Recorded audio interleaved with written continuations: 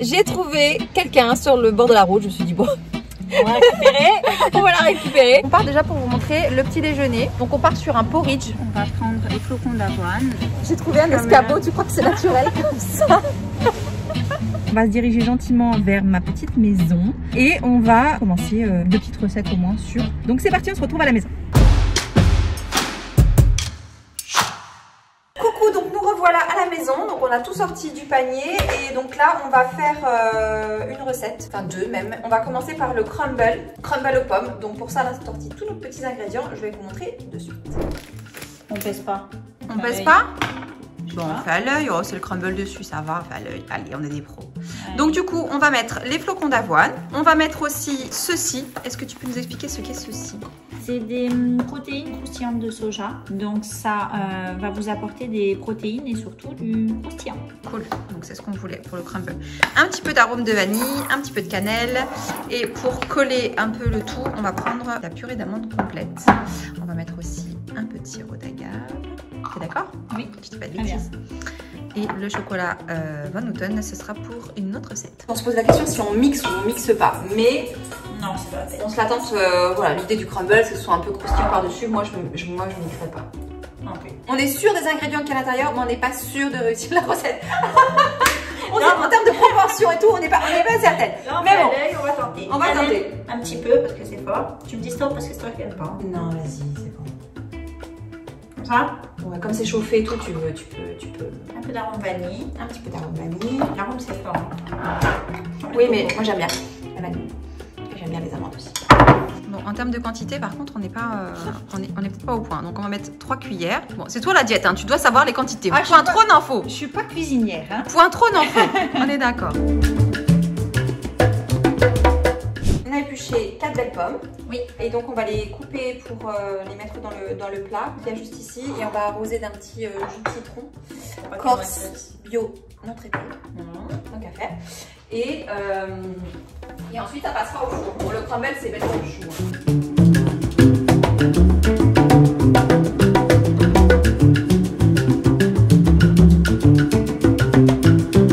On met un petit peu du citron pour que les pommes ne noircissent pas. Puis ça amène un petit goût toujours acidulé, bien sympa.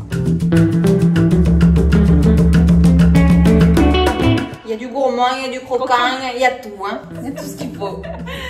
Et c'est sain. Et c'est sain.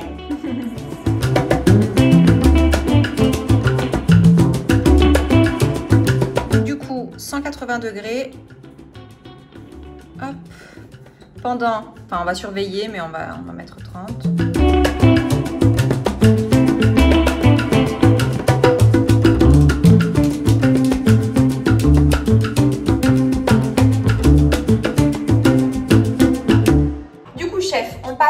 Recette. Donc apparemment elle nous sort ça de son chapeau, une recette qu'elle a partagée sur ses réseaux, que je n'ai pas testée, mais apparemment qui a un franc succès auprès de ses patientes. Cookies tout choco. Waouh, trop bien. Donc de quoi on a besoin? Il nous faut de la farine. Donc vous prenez la farine de votre choix. Ensuite on a besoin de lait d'amande. Sans sucre. On a besoin du cacao Van Houten. Non et sucré. Notre purée d'amande qu'on utilise toujours. Complète. Et de l'huile de noisette, je sais pas où, l'huile de noix. Tu m'as dit huile de coco? Non, l'huile de noix, je t'ai dit. Ah si, j'en ai. T'as de la chance parce que je t'ai resté sur mon huile de coco. Huile de noix, j'en ai. Un peu de sucre, on va mettre. Ah si, ça va. À nouveau du sirop d'agave. Et il nous faut notre chocolat. Pour faire les notre chocolat noir, 71% de cacao, 75%. Je demande toujours au moins 70% de cacao pour limiter l'apport en sucre, toujours. Alors, 200 g de farine. 200 g de farine. Elle a sa petite recette de grand-mère écrite à côté. Ah, toujours. C'est trop mignon. Ah, pâtisserie, on rigole pas. Hein. Tu as raison. Allez, donc là... 200 grammes. Hop là! Ouh là là! Qui c'est qui disait la pâtisserie? Faut être juste. Allez. Ah, voilà, c'est bon. Ensuite, 4 grammes de levure chimique, histoire que ça soit un petit peu vainé, c'est gonflé, tu vois. Voilà. 20 grammes à peu près de cacao. Cacao Van Houten. Voilà. Un œuf.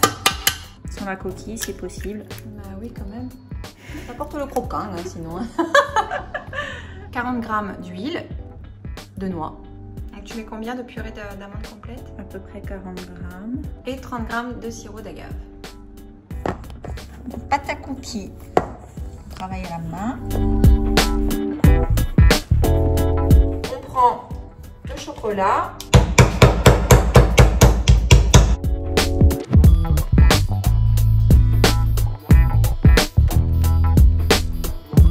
Et voilà nos petits cookies. Ça passe au four. 15 minutes? Oui, 10-15 minutes à surveiller. À combien? 180 degrés. Oui. Voilà, du coup, on a présenté un dessert et une collation. Alors évidemment, qu'on se le dise, ce sont des petites préparations qu'il faut garder pour, de façon occasionnelle. Les cookies qu'on pourrait manger éventuellement au goûter une fois de temps en temps, une fois dans la semaine, etc. Tout comme le crumble. C'est plutôt des desserts voilà, quand même, qui peuvent être assez riches et qu'on se garde pour se faire plaisir le week-end. Voilà. T'es d'accord? Et puis la semaine, on privilégie. Enfin, moi, je sais que la semaine, que ce soit par exemple pour un repas du midi, peut-être une compote ou un yaourt nature, un laitage, un fruit. Enfin voilà, évidemment, à discuter avec la diététicienne en fonction de ce que vous avez besoin et tout. Moi, je vous parle de ce que je prends moi. Mais voilà, qu'est-ce qu'on voulait dire? Je crois que c'est tout. L'intérêt, c'est surtout en fait de ne pas avoir recours en fait aux biscuits industriels. Oui. Voilà. C'est de préparer justement des alternatives maison qui soient rapides et saines. Et saines, c'est sûr. Du coup, nous on va se revoir demain parce qu'on voulait faire nos lasagnes et on parlera encore un petit peu plus en détail peut-être du petit déjeuner que je ne prends pas spécialement, mais on va vous préparer un petit porridge parce qu'il m'arrive quand même le week-end, j'aime bien quand même me faire plaisir avec un bowl ou un porridge, donc tant qu'à faire autant vous le montrer. Et puis c'est tout ce qu'on avait prévu. Bon, c'est déjà pas mal. Donc on se retrouve demain pour la suite des aventures en cuisine. À demain. À demain. Coucou à tout le monde, on vous retrouve pour ce deuxième jour en cuisine. Du coup, on ne s'est pas concerté, mais on est un petit peu raccord. Bon, c'est pas si mal. Tu t'es assorti un petit peu à la maison, à l'ambiance. Du coup, là ce matin, on va préparer le petit déjeuner. Enfin, un petit déjeuner pour vous montrer un petit peu le petit déjeuner type voilà, qui est plutôt sympa. Donc, c'est porridge ce matin. Ensuite, on vous montrera les lasagnes avec la petite salade. Ensuite, le crumble en dessert, le goûter et on finira par une petite salade fraîcheur du soir. Parce que du coup, quand on a un repas un petit peu plus consistant, midi, petit-déj et tout, le soir, on peut faire light. Hein. Donc, on vous présente ça tout de suite en vidéo. C'est parti. Alors, dis-nous un petit peu quand même en termes de quantité. Là, on a pris une petite banane. C'est pour une personne, donc le matin. Si vous voulez faire pour deux, vous doublez les doses. Donc, une petite banane. Alors, à peu près au niveau des flocons d'avoine, on est à peu près sur 40 grammes. 40 grammes de flocons d'avoine. Et le lait d'amande, en fait, l'objectif, c'est qu'il recouvre un peu les flocons. On est à peu près à 100 ml. 100 ml, ok. Après, on ajoutera un kiwi dessus. Faire un petit peu de déco avec les fruits et un petit peu de baie de goji. Oui. Un peu de graines de chia peut-être. Oui. Un petit peu de baie de goji pour l'apport en antioxydants. Et les graines de chia, ça sera du bon gras, des oméga 3, donc c'est parfait. Donc 4 cuillères à soupe. La banane écrasée qui permet d'apporter le sucrant. Donc on n'a pas besoin d'ajouter de sucre. Et enfin, le lait d'amande sans sucre. On chauffe un petit peu et vous voyez en fait tout se mélange bien et on a une espèce de bouillie un petit peu de crème comme ça.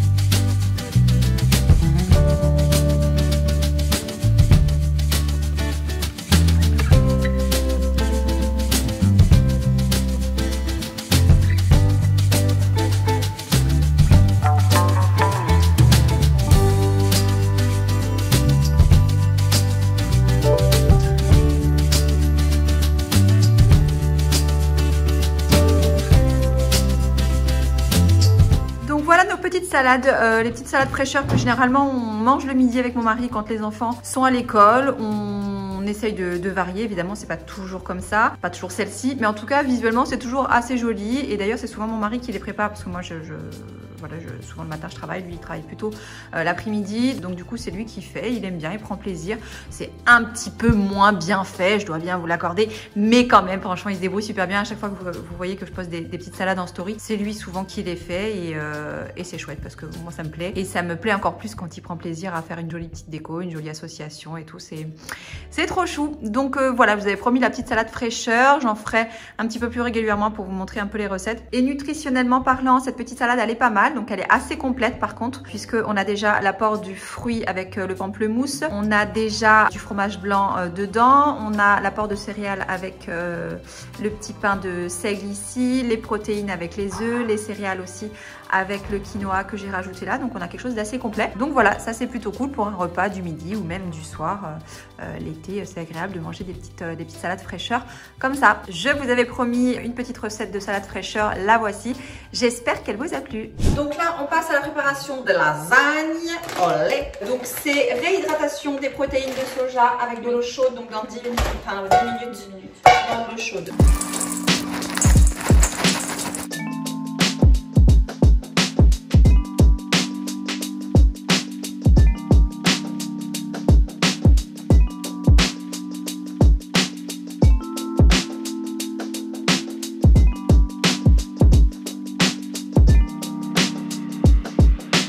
Ensuite, on va prendre les épinards et on va faire une petite sauce épinards, fromage blanc, sel, poivre. Du coup, une fois qu'on a fait chauffer un petit peu les épinards avec un tout petit filet d'huile d'olive, on va mettre un peu de fromage blanc. Donc fromage blanc nature et à 0%. On va assaisonner sel et poivre. Permet de remplacer la crème. Qui va nous permettre de remplacer la béchamel.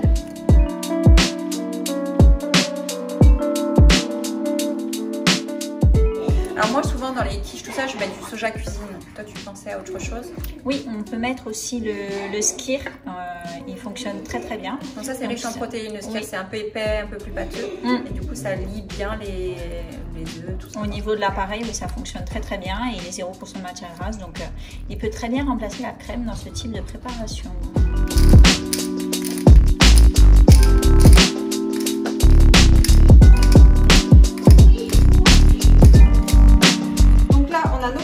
Qui au bout de 10 minutes ont bien gonflé. On va vider un petit peu l'eau qui reste et on va ajouter à la sauce tomate.